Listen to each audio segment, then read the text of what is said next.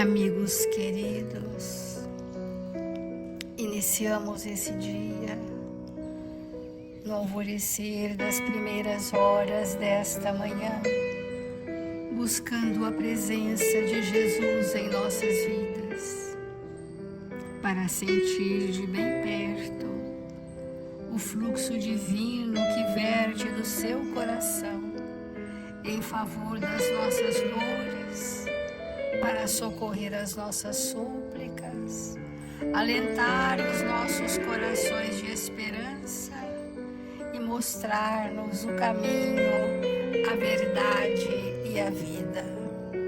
Mestre amado, ensina-nos, Senhor, a servir em seu nome, apesar das adversidades do caminho. Que seja a nossa jornada terrena planificada pelos desafios de cada dia, nos fortalecendo a fé e abrindo-nos o campo de trabalho incessante no bem. Assim, Mestre amado, com alegria e paz em nossos corações, sob o amparo generoso dos Espíritos responsáveis por este Evangelho, iniciamos as reflexões desta manhã. Obrigada, Senhor, obrigada, amigos, e que assim seja.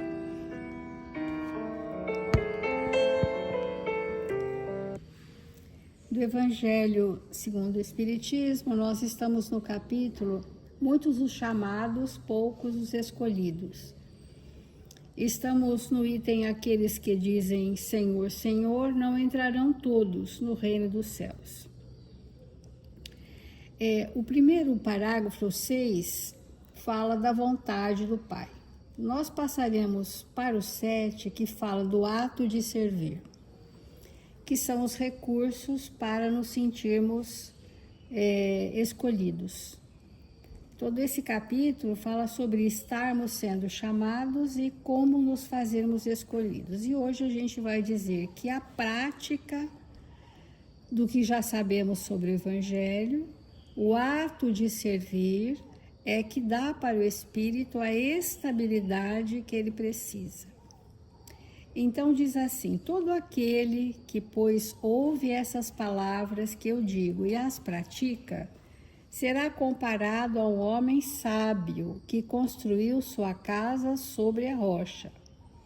Então a rocha que o Evangelho traz para nós é um alicerce proporcionado pela construção da experiência do Evangelho em nós.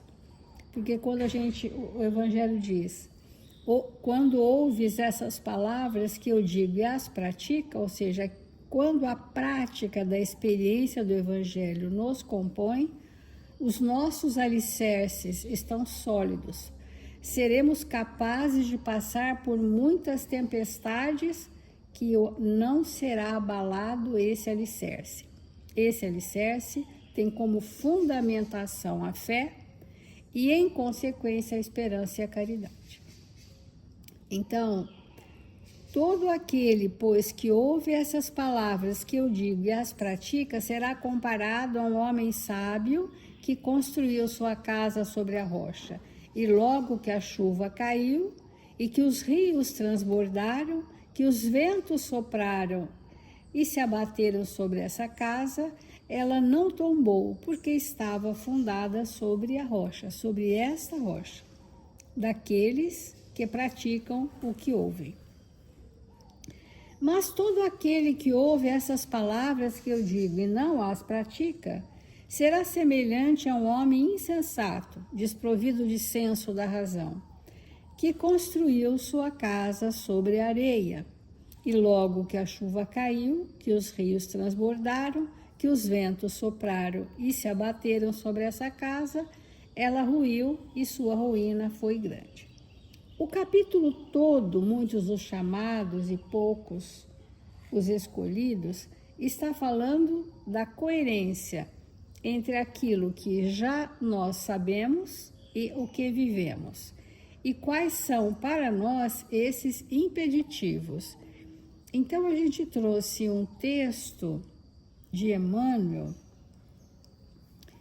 que vai falar sobre como que o amar servindo forma o alicerce chamado rocha. Aqueles espíritos que são firmes, que vêm dores, vêm problemas, vêm testemunhos, mas eles continuam firmes nas suas convicções e nos seus sentimentos. Eu acho que já é tempo de todos nós estarmos assim. Isso não é alguma coisa muito distante da nossa real possibilidade. Essa é a boa nova, né? Não está longe de nós essa possibilidade, é uma questão de decisão pessoal. Então, como Emmanuel trata o assunto desse versículo chamado amarás servindo, existem inúmeras formas de amor. Uma delas, ou talvez a principal manifestação do amor verdadeiro, é o ato de servir, que é doar de si. Porque doar das nossas coisas, graças a Deus, nós já fazemos. Mas podemos fazer muito mais. Agora, doar dos nossos sentimentos precisa ter o sentimento. As pessoas que não doam dos seus sentimentos não possuem o sentimento, porque quem já tem construção é natural, é espontâneo, aquilo não precisa ser raciocinado. É um fluxo natural de quem possui estes sentimentos. Então diz assim: ainda quando escutes alusões em torno da suposta decadência dos valores humanos, exaltando a força das trevas, que é o que mais nós escutamos nos meios de comunicação, um enaltecimento da decadência dos valores humanos, isso nos traz muitas vezes desânimo, as pessoas ficam infragilizadas diante de tudo que a gente vê no mundo. Então, mas o Emmanuel chama isso de suposta decadência dos valores humanos. Exaltando a força das trevas, farás da própria alma lâmpada acesa para o caminho. Que desafio, né, amigos? Quando tudo está caindo, quando tudo está sob tempestade, sob intempéries da vida, nós já podemos ser aqueles que faremos da nossa própria alma ou dos nossos próprios sentimentos uma pequena luz acesa para o caminho de muitos, de muitos. O pequeno sentimento que seja, ele sempre se expressa em brilho, em luminosidade, porque quando a gente expande mais o sentimento, mais luz teremos. E essa pequena luz, que pode ser a chama de uma vela tão pequena, é suficiente para clarear caminhos. Mesmo quando a ambição e o orgulho te golpeiem de suspeitas e de rancores, o espírito desprevenido amarás servindo sempre. Uma das coisas que mais são impeditivas da pessoa avançar são mágoas, rancores. Isso sempre traz uma paralisação da evolução do espírito. Quando alguém te aponte os males do mundo, lembrar-te-ás dos que te suportam as fraquezas desde a infância, dos que te auxiliaram a pronunciar a primeira oração, dos que te encorajaram os ideais de bondade no nascedouro, e daqueles outros que partiram da terra, abençoando-te o nome, depois de repetidos exemplos de sacrifício para que pudesses livremente viver. Ou seja, vamos acionar a nossa memória para fatos positivos do que alguém me sustentou e me fez o espírito que sou hoje. Quem são essas pessoas que colaboraram para que eu fosse o que estou sendo hoje? Porque eles, ao nos cuidarem na infância, adolescência, juventude, ao cuidarem de nós, eles exercitaram o ato de servir, doaram de si o melhor, para que imprimisse em nós um modelo evangelizado de que estamos desveladamente para cuidar uns dos outros. E isto forma esse alicerce fortíssimo do Espírito, né? Para isso, não te deterás na superfície das palavras, colocar-te-ás na posição dos que sofrem, a fim de que faças por eles tudo aquilo que desejarias que te fizessem nas mesmas circunstâncias. Aqui, ao fazer aos outros o que gostaríamos nos fizessem, esse é o método de Jesus, né? Quando ele disse amar a Deus sobre todas as coisas, como? Fazendo aos outros o que gostaríamos nos fizessem, amando o próximo como a si mesmo. Então ele diz a frase e dá o método, né? Que é a pedagogia do amor. Amar a Deus sobre todas as coisas. Como fazer isso? Amando o próximo como a si mesmo. E como a gente ama o próximo? A gente ama o próximo fazendo para ele o que gostaríamos que nos fizesse. Então, nisso encerra a lei e os profetas, ou seja, todo o arcabouço da pedagogia do amor, que é a pedagogia do Cristo, né? Então,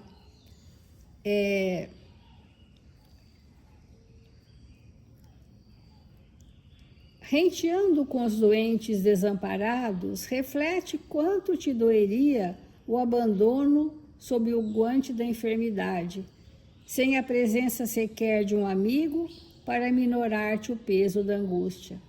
À frente das crianças despejadas na rua, pensa nos filhos amados que aconchegas ao peito e mentaliza o reconhecimento que experimentarias por alguém que os socorresse se estivessem desvalidos na via pública.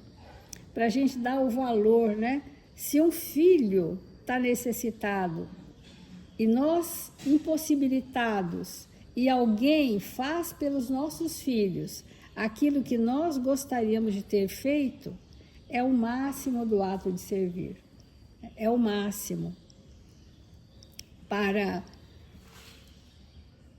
tirá-lo do abandono, minorar a sua angústia, dar-lhe o pão, se necessário for, fornecer tudo aquilo que ele necessita. Isso precisaria ser em nós uma prática diária, natural e espontânea, que é o ato de servir, para que a gente possa sentir, olha, vítimas da penúria, sob a ventania da noite, carregando o corpo exausto e dolorido a que o pão mendigado não forneceu suficiente alimentação, eis que surgem aquelas almas irmãs que estão desveladamente despojadas de interesses pessoais e fazendo da sua vida o que gostaríamos nos fizesse. E mentaliza o reconhecimento que experimentarias por alguém que o socorresse se estivesse desvalido na via pública. E perante os irmãos caídos em criminalidade, avalie o suplício oculto que te rasgaria entranhas da consciência se ocupasses o lugar deles, sempre nos colocando na situação do outro, porque fazer ao outro o que gostaríamos nos fizessem, nós precisamos ter a prática de sentir o outro tão profundamente para atender a necessidade dele.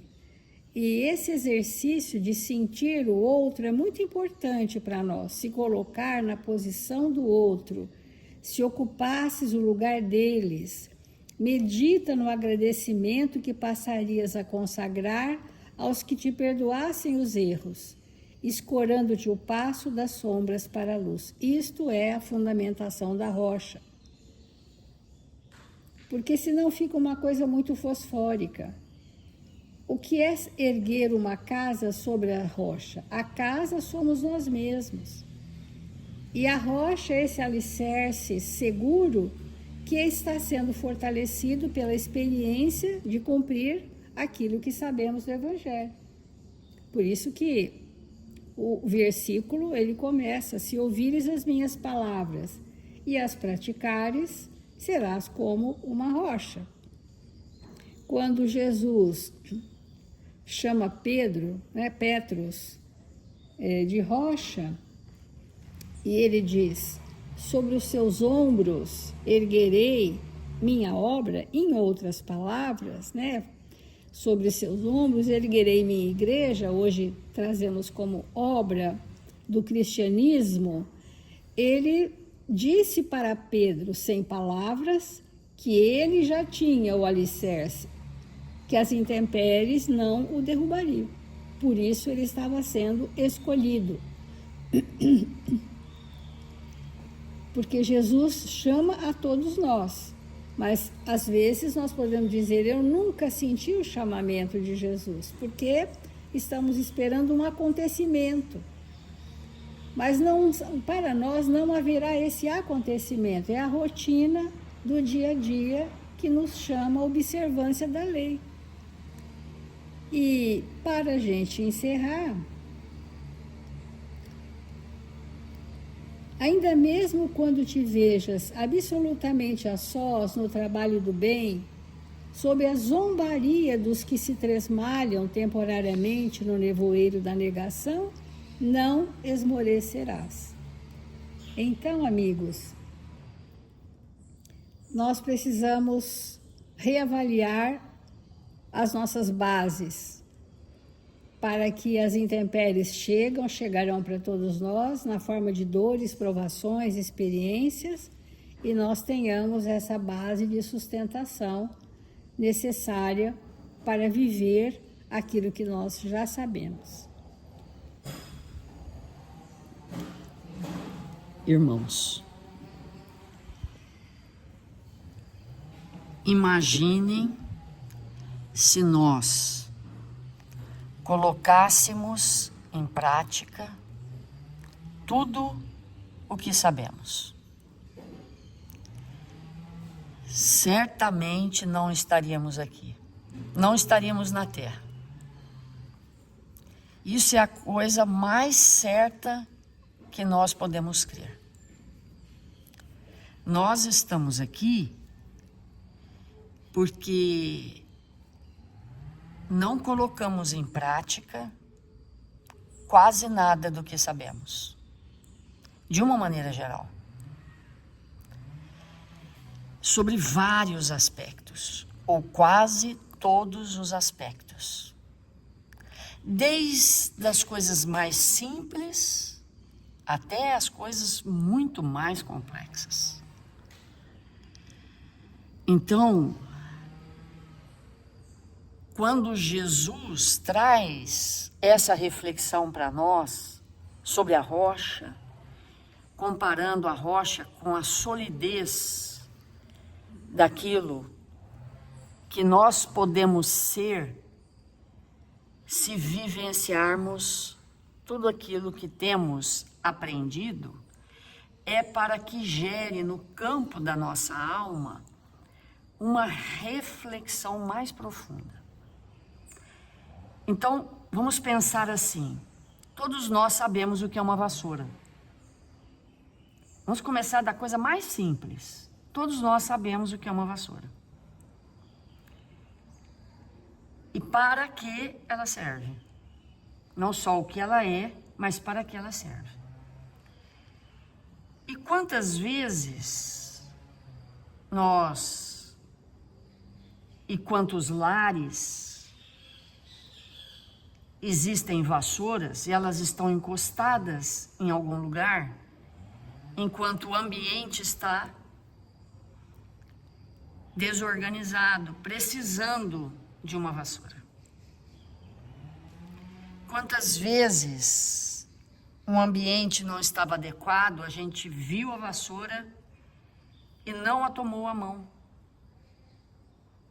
Não porque a gente não saiba para que serve, mas nem sempre estamos dispostos a utilizar daquilo que sabemos. Ou porque temos preguiça, ou porque estamos atarefados, ou porque julgamos que não é digno para nós, ou julgamos que essa tarefa é de alguém que não somos nós, e assim sucessivamente. Se nós fazemos isso com uma vassoura, imagina com o resto de tudo que nós sabemos. E isso é um fato, porque essa construção íntima, essa rocha que Jesus fala, ela depende do quanto nós vamos colocar daquilo que sabemos em prática. Mas não é só isso, é mais que isso. É o quanto, e aí está o principal ponto do nosso atraso espiritual, é o quanto eu, como espírito, coloco à disposição daqueles que me cercam tudo que eu sei. Porque é muita coisa que nós sabemos. É muita coisa que nós sabemos. Eu penso que refletir sobre isso pode trazer uma operosidade ao nosso pensamento e à nossa vida. Porque muitas vezes nós estamos num caos dentro do lar, no ambiente de trabalho, na nossa vida pessoal, nos contextos onde estamos inseridos, única e exclusivamente por falta de uma prática daquilo que sabemos.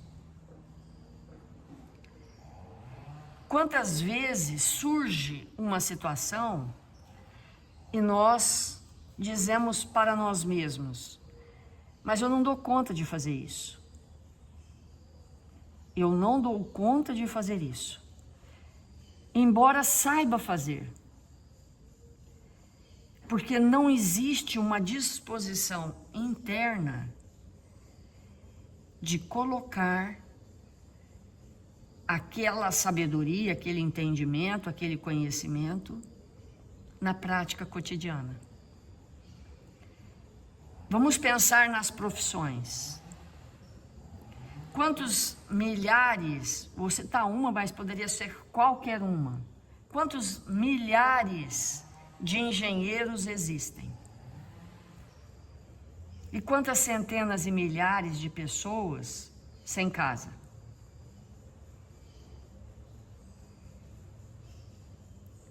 Porque aquilo que ele sabe, às vezes aquele profissional que ele sabe está a serviço só dele, só do seu ganho pessoal, só dos seus recursos. Ele não dispõe, não disponibiliza aquilo, muitas vezes, para a comunidade.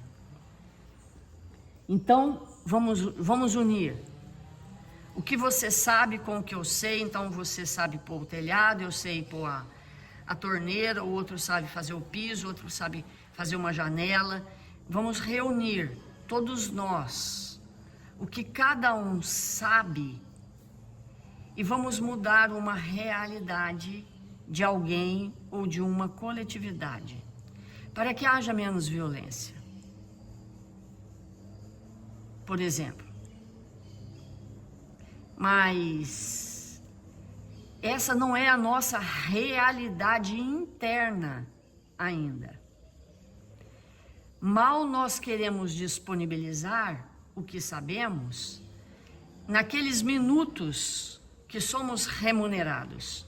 Porque passou 5 minutos do tempo que eu tenho para estar ali, eu já fui embora. Porque o que eu sei está à disposição para que eu ganhe alguma coisa. Isso nós estamos falando do ponto de vista prático. Mas é óbvio que não é só do ponto de vista prático. Eu sei do que é certo, eu sei do que é errado, eu sei do que é bom, eu sei do que é mal. Mas quantas vezes eu utilizo desse recurso em favor de mim mesmo ou daqueles que me cercam? Então Jesus, nesse contexto, ele está falando de uma situação de inoperância do espírito que nós somos, porque é necessário que nós possamos compreender isso em profundidade. Ter essa lucidez quanto do que eu sei está 100% disponível para aquele que me cerca.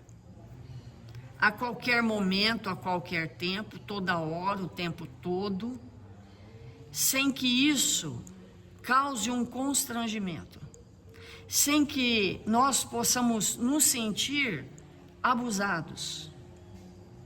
Porque muitos de nós têm essa sensação de que disponibilizar do que nós sabemos, seja lá o que for, de uma maneira plena para o mundo que nós vivemos,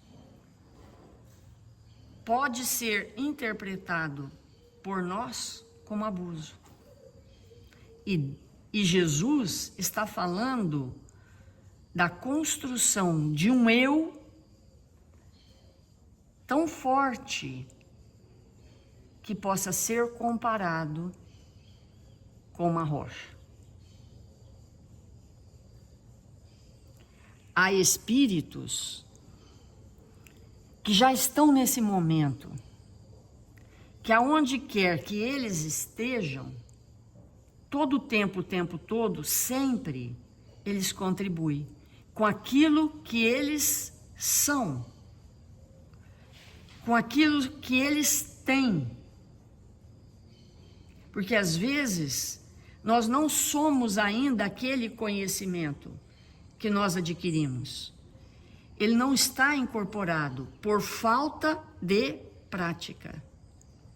Porque o conhecimento só vai ser transformado em sabedoria, só vai ser transformado em aquisição perene para o espírito, quando ele for uma prática permanente do espírito. Então, quanto mais eu pratico alguma coisa, mais eu me torno aquela coisa. Isso é algo totalmente evidente. Se um marceneiro trabalha 12 horas por dia, por 30 anos, o que ele vai ser após 30 anos? Um marceneiro. Mas se uma pessoa trabalha com madeira, uma vez a cada 15 dias, 2 vezes por ano, o que ele vai ser depois de 10 anos? Não vai ser nada. Porque ele não tem essa prática. E é disso que o Evangelho está trazendo para nós, esse nível de consciência, de nós entendermos por que nós ainda estamos num planeta que é um dos mais atrasados do sistema que nós estamos. Abaixo do nosso só tem mundos primitivos. Abaixo do nosso. Por que que nós ainda estamos aqui? Por essa ausência da prática daquilo que nós sabemos. E aí tem um texto de Emmanuel, que eu gostaria de ler bem rapidinho, só uma frase, que ele diz assim: que muitas vezes o nosso foco está em mais título, mais recurso financeiro, mais possibilidade de conforto, mais horas de lazer, maiores considerações sociais. E que tudo isso pode significar para nós exatamente a ausência da prática. Pode, não quer dizer que é. Pode significar apenas e tão somente a ausência da prática daquilo que nós sabemos. Então, sem que percebamos, muitas vezes a prática da nossa vida pode se traduzir em não praticar aquilo que sabemos. Vamos repetir. A nossa prática é não praticar o que sabemos. Porque uma pessoa pode ter um título e não fazer nada com isso para o próximo. E, portanto, nada para si mesmo. Porque o que nós não fazemos para o próximo, não fazemos para nós. Quantas milhares de pessoas, milhares e centenas de milhares, têm títulos, mas não fazem nada com esse título. Absolutamente nada. Não tem nenhuma prática, mas tem o título. Quantas milhares de pessoas estão desenfreadamente em busca de recursos financeiros e muitas vezes se matam de trabalhar, trabalham de maneira exagerada, perdendo muitas vezes o contato com a família, com a sua própria essência, em busca de recursos materiais, sem que isso seja, de fato, uma prática. Porque quantas vezes a pessoa faz mais ou menos, faz muito rápido e muito mais ou menos, e aquilo não gera no campo do seu espírito, do espírito que é, uma experiência valiosa. Porque é tudo mais ou menos. A pessoa não fica satisfeita, aquele que está com aquela criatura muito menos, mas é uma prática que ele estabelece, que não põe em prática o que vai elevá-lo. Será que é para nós importante refletir sobre isso?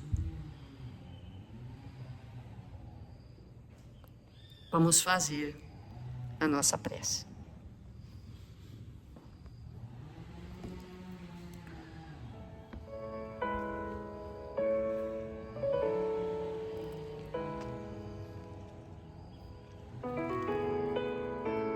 Deus, nosso Pai, Jesus, divino amigo das nossas vidas,